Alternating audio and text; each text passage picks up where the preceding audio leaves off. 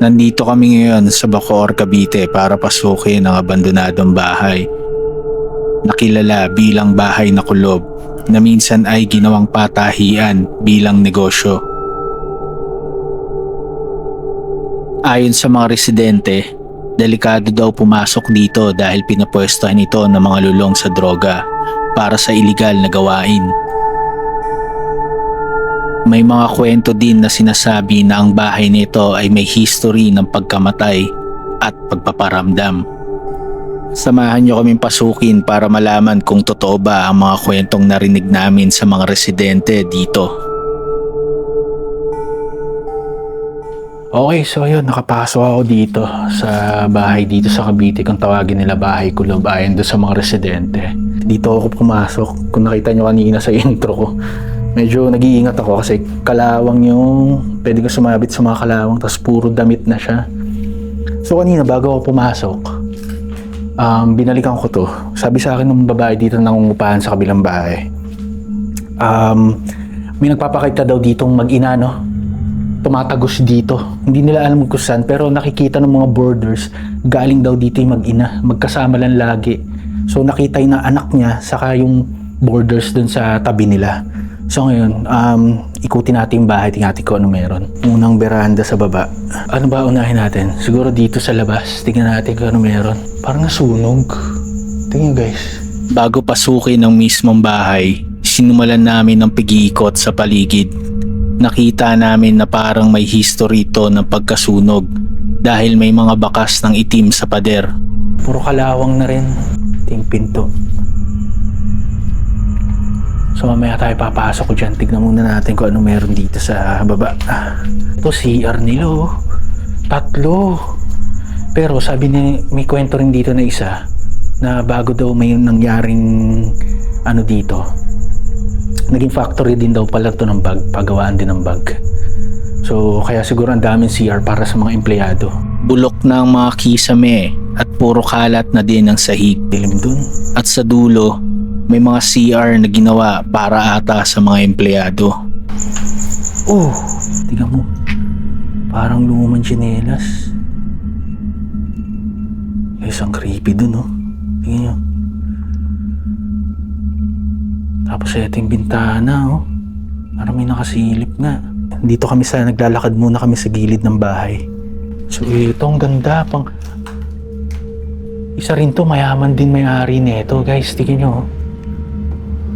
No, ganda ng bahay. Sa gilid ng bahay, puro kahoy na. Hanggang dun. Ayun, no, lalakas ako ilaw. Yun. Puro kahoy na siya.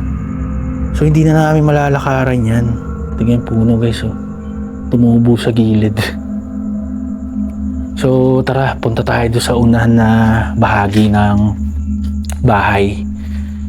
Eto, likod na to, eh. Ayan. So babalik kami doon para makita nyo kung ano itsura doon sa entrance. Isame. Ito yung mga gantong pinto talaga, napaka-creepy, no? Totoo nga yung sabi ni Boss Rino. Basta pag nakakita ka ng gantong style, parang ang lakas maka old school, nakakatakot tignan. Lalo pag mga lumang bahay, no? Okay, tara, pasok tayo dito sa unahan.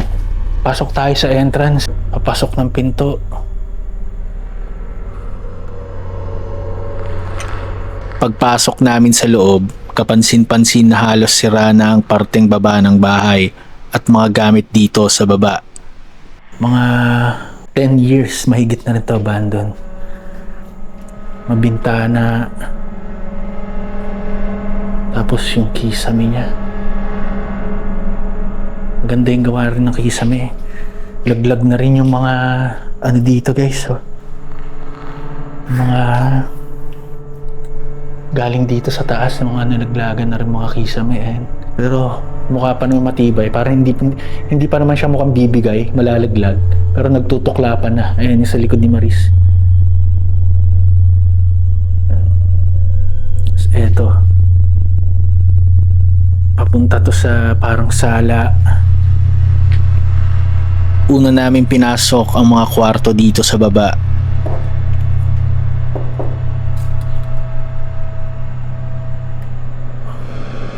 Puro alikabok na ang sahig at nag-aangatan na din ng mga tiles na gawa sa plastic. Medyo kakaiba ang pakiramdam. Pakiramdam na para bang may nakasunod sa amin. Pasok mo lumang cabinet. Ay, yung bubungan. Tignan mo yung mga salamin, oh. Guys, ang dilim sa likod ko. Baka may mga nakikita kayo, ah. Comment nyo lang. Tapos bintana. Tapos yung sahig niya, guys. Tuklap-tuklap na, oh. Ayun na, mga nag-aangatan na rin. Siguro dahil na rin to, napasok na rin to ng mga nabaha na rin to. Ayun, oh. Pero dito, hindi, yung pakiramdam dito makakatakot pero hindi ganun kabigat. Hindi siya ganun kabigat. Hindi gaya sa labas. Partida open area na pero ang bigat nun sa labas. Natin to. Ito yung kanina, yung inikutan namin, nandito kami, umikot kami dyan. So, ito yung veranda nila. Uy, ito, sira-sira na. Parang malalaglag na yung mga kahoy, guys. Sinira na rin ng panahon to. Bagyo, anay. Yan, pagkalaglagan na siya. So, sana wala.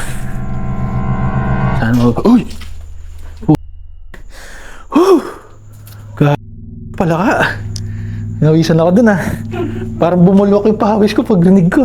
Ayan, tsaka kami galing kanina. Kada nag-i-explore, ayoko talaga makita yung CR. Sobrang old school yung ano nila, kitchen. Makikita niyo din ang kitchen area na maganda ang disenyo at CR na mukhang ginapangan ng sunog ang pader. Narito ako sa labas, maka-spray nga lang. Ito na yung dinaanan namin na pinto kanina palabas. CR. Napakaluma ng disenyo, parang sunog. Parang may bakas na nang nasunog siya. No? Sige, mo. May mga itim na part siya dito. Eh, no? Parang nasunog. Hindi mo pwedeng tulo to. Bro, partially nasunog yung iba nito. Tapos napatay lang agad. So, eto kwarto. May kwarto pa pala sa baba. Isa, kala ko CR lang.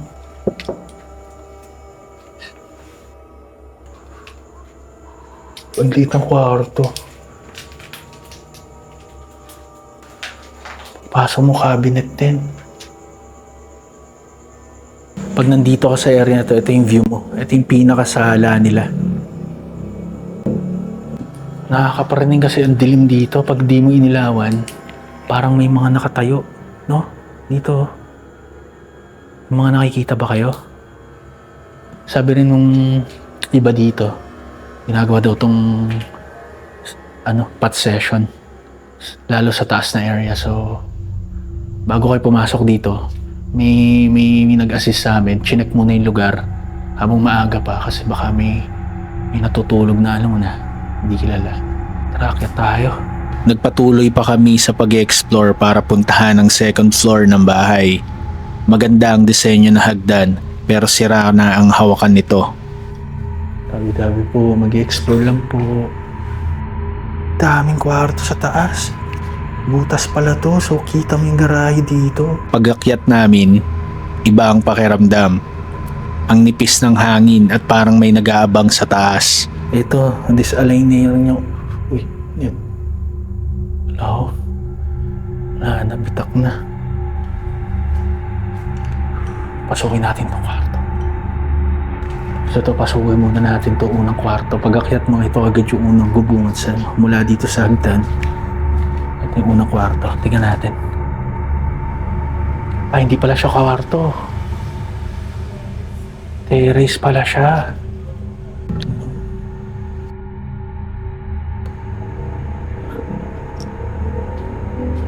So dito mamaya pasukin natin yung mga kwarto na yan.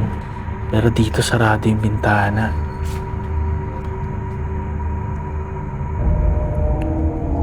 Sinuri ulit namin isa-isa ang mga kwarto sa taas para makita ano pa ang meron dito.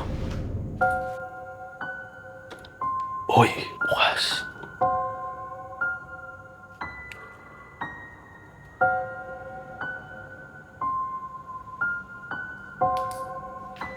I-explore lang po. Bigat ang pakiramdam dito sa kwarto na to. CR, may bathtub. Sa cabinet.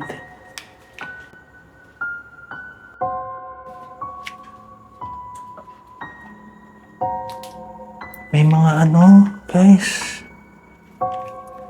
May mga pinaggamitan. Silipin natin na ito CR. Maliit na kwarto lang siya. Ayan o. Ikot ko kayo. Parang ano to, dressing room, no? Parang dressing room siya kasi ang dami cabinet. Tapos pa-square lang yung... Yan. Tingnan natin to.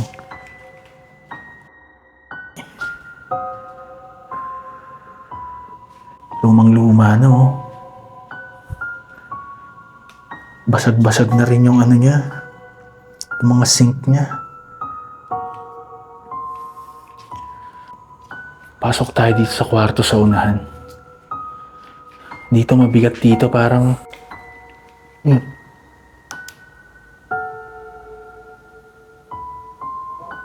Okay.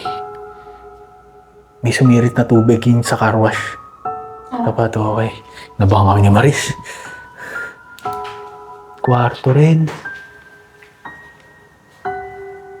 Laglag-lag na yung kisame.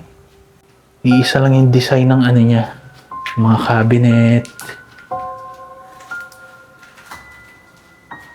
Puro kalat-kalat na rin. Tapos guys, medyo hindi safe dito nga. So kung sa mga gantong area, kailangan mo talagang magtanong muna bago nyo pasukin. Kasi guys, tingnan nyo. Nakita namin ang mga naiwang foil na ginamit para sa illegal na droga. Kalat-kalat at sa tingin ko ay patuloy pa rin nilang pinupwestohan ng bahay na ito. Dami. Dito sa room na to, ang dami. Ang daming paraphernalia. Di ba sila natatakot pag dito sila gumagamit? So, pasukin natin ito unang kwarto sa kaliwa naman.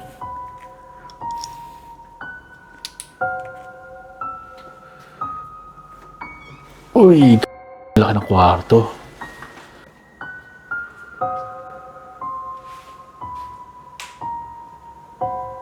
Presko dito. So, may naiwan pa na picture sa taas. Ayan. Sa cabinet. Buo pa ang mga cabinet pero unti-unti na itong nabubulok. Okay, so. Ayan, pag sumara yan, huwag sana sasara to. Sa 4 na kwarto na pinasok namin, halos pare-parehas lang ang mga disenyo nito. Kaya pala, yung mga katabing bahay, takot na takot din pumasok dito. Hindi pala talaga sila pumasok. Puro lang ang kwento nila. Meron nga dyan, puro ano lang. Pero never silang pumasok dito kasi kinakabahan nga daw sila. Pero naku-curious sila kung ano itsura nito. Yun nga, gaya sabi ni ate, may madalas na mag-ina. May kwarto pa, pasukan na natin lahat.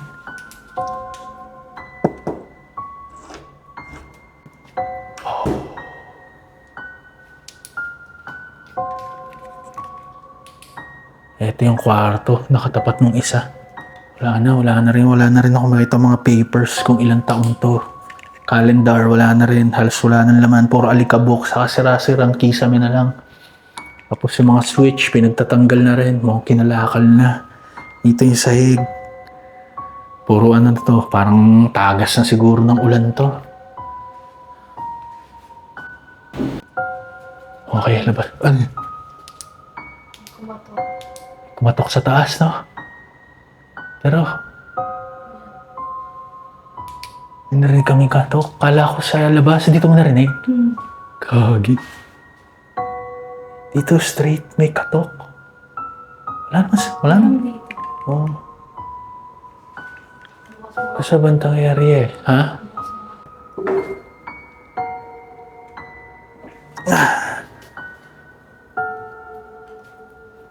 Uy!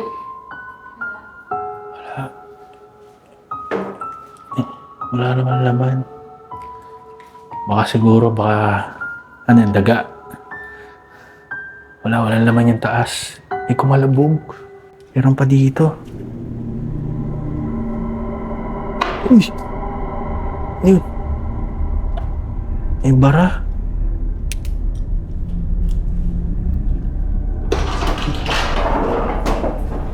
Oh. Oo, CR. Sira-sira na rin dito. Basag na rin. Sige yung bintana. Since naikot na namin yung bahay, may baon ako na 2 REM pad, saka cat ball, saka EMF. So check natin kung saan area natin mapapaspike yung EMF.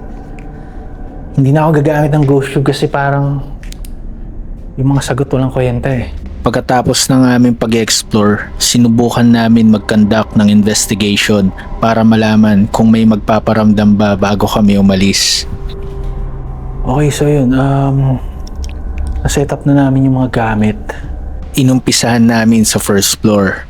Naglagay kami ng REM pad sa hagdan at malapit sa dining area. Ghost ball naman sa entrance at isa ulit sa hagdan. Humawak din ako ng EMF para tignan kung papalo ba ito habang ako'y nagtatanong. May kasama ba kami dito? Kung nandito ka, pwede mong pailawin yung REM pad, yung mga pulang ilaw na nakikita mo. Pwede ka dumaan. So walang electricity dito guys Habang hawak ko ang EMF ay may narinig akong 2 tapak mula sa kwarto na hindi gaanong rinig sa audio. Uy! Rinig na rinig ko ito sa sandaling iyon dahil nakaangat na ang plastic tile sa sahig. Narinig ako dito naglakad. Parang tapak. Lagi kinalabutan ako. Parang may naglakad dito. Seryoso. Tingnan natin.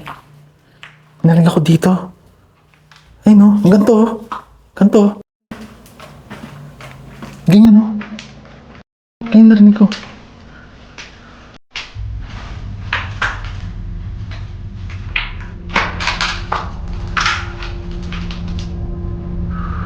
Hindi pa nag-i-spike yung EMF.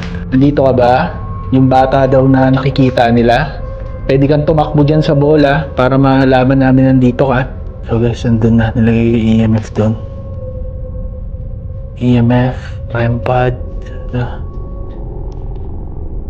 Kung nandito ka, pailawin mo yung mga gamit na nandito. Kung masyadong maliwanag, patunogin mo yung isang gamit namin. Mag-ina ba yung nandito ngayon? May nakakita sa inyo dito na palakad-lakad. Pwede ba bang lakaran to? Yung mga pulang ilaw na nasa harapan nyo, na nakikita nyo?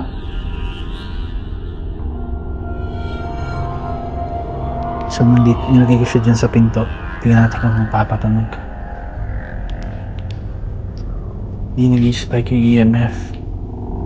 Guys, siguro umabot na kami ng 10 minutes. Hindi pa rin umiilaw yung mga gamit namin.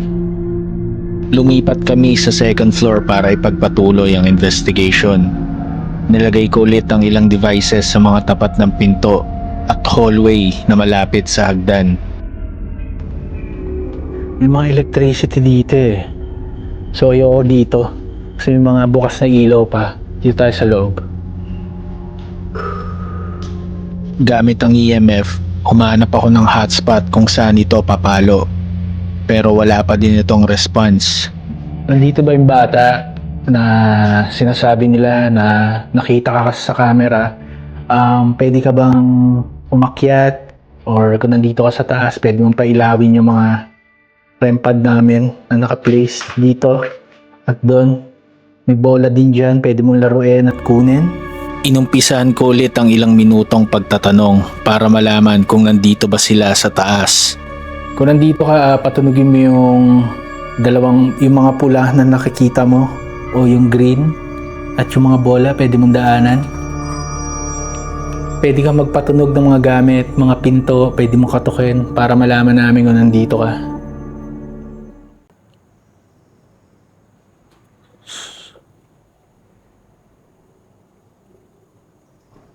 Sobrang tahimik. Pwede mong lapitan to, tutunog yan ng ganito. Tinuruan ko ulit silang gumamit kung paano pailawin ang mga REM pad at ghost ball. And Okay lang ba? Huwag kang mahiya. Hindi naman kami dito. Nandito kami para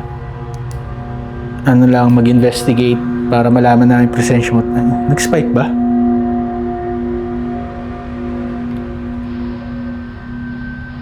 Hindi ko alam. Parang nag-blink siya konti. Hindi ko sure kung nag-blink to Aalis na rin kami. Pwede ba namin nalaman kung nandito ka pa sa bahay? May kasama ba kami dito?